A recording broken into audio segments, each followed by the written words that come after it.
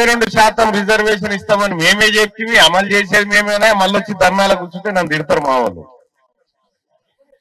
కాబట్టి ఈ వేదిక మీద చెప్తా ఉన్నా 42% రిజర్వేషన్ బీసీలకు అలాగే కులగణన చేయించేటువంటి బాధ్యత ఈ తెలంగాణ రాష్ట్రంలో కాంగ్రెస్ పార్టీ తరఫున తీర్మానం వల్ల ఉన్నది. ఇది హామీ ఇవ్వడానికి వచ్చిన అనుకో దయచేసి. ఇక రెండో విషయం ఏంటంటే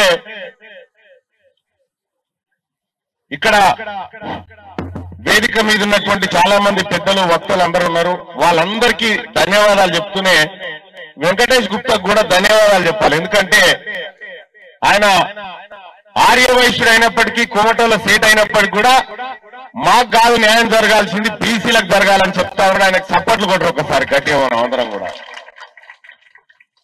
వాస్తవానికి బీసీలకు న్యాయం జరగాలంటే ఏం జరగాలి? రాజకీయంగా వాటా దక్కాలి, ఫలాల్లో వాటా దక్కాలి. కానీ దక్కే పరిస్థితి లేదు. ఇదివరకు లేకుండే, ఇప్పుడు అయింది మంచిగా. ఇప్పుడు బీసీలంతా ఒక్కటైరు కాబట్టి అన్ని కులాల బీసీలు ఒకటైరు. ఈ అనివార్యంగా అందరూ కూడా బీసీల ఐక్యమత్యాన్ని కాంక్షించాల్సిన పరిస్థితి వచ్చింది కాబట్టి అందరూ కూడా ఏకమైతా ఉన్నారు. మేము కూడా బీసీలుగా చెప్తా ఉన్నాం, సేటు మీలాంటి బడుగు బలహీన వర్గాల మంచిని ఆలోచించే సేట్లను కూడా మేము కడుపులో పెట్టుకుంటాం. రేపు బీసీలంతా ఎట్టి పరిస్థితుల్లో వదిలిపెట్టాం.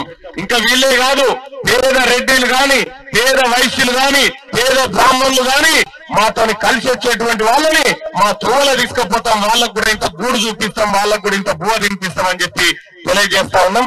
ఇక మిగిలింది ఏం లేదు, అయిపోయింది. తెలంగాణ రాష్ట్రంలో ఒకే ఒక్క ఉద్యమం, బీసీ ఉద్యమం.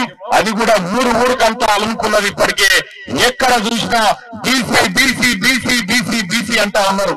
క్యూ న్యూస్ ఛానల్లో పనిచేయటకు అనుభవం గల సీనియర్ డిజిటల్ మార్కెటింగ్ వారు కావాలను సంప్రదించవలసిన నెంబర్ 8688926084.